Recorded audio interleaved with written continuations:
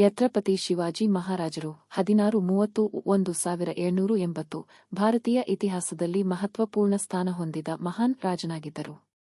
ಅವರು ಮರಾಠ ಸಾಂಪ್ರದಾಯಿಕ ಸಾಮ್ರಾಜ್ಯದ ಸ್ಥಾಪಕರಾಗಿದ್ದು, ತಮ್ಮ ಧೈರ್ಯ, ಚಾತುರ್ಯ ಮತ್ತು ದೇಶಭಕ್ತಿಯಿಂದ ಭಾರತೀಯ ಜನತೆಯ ಮನಸ್ಸಿನಲ್ಲಿ ಶಾಶ್ವತ ಸ್ಥಾನ ಪಡೆದಿದ್ದಾರೆ. ಶಿವಾಜಿ ಮಹಾರಾಜರು 1630 ಫೆಬ್ರವರಿ 19ರಂದು ಶಿವನೇರಿ ಕೋಟೆಯಲ್ಲಿ ಜನಿಸಿದರು.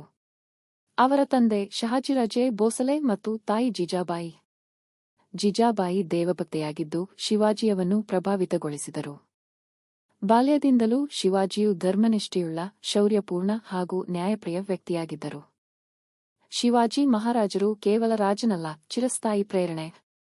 ಅವರ ಸ್ವಾತಂತ್ರ್ಯ ಯೋಧನೆ ಮತ್ತು ಧರ್ಮನಿಷ್ಠೆ ಭಾರತೀಯ ಸ್ವಾತಂತ್ರ್ಯ ಹೋರಾಟಗಾರರಿಗೆ ಪ್ರೇರಣೆಯಾಗಿ ಉಳಿಯಿತು.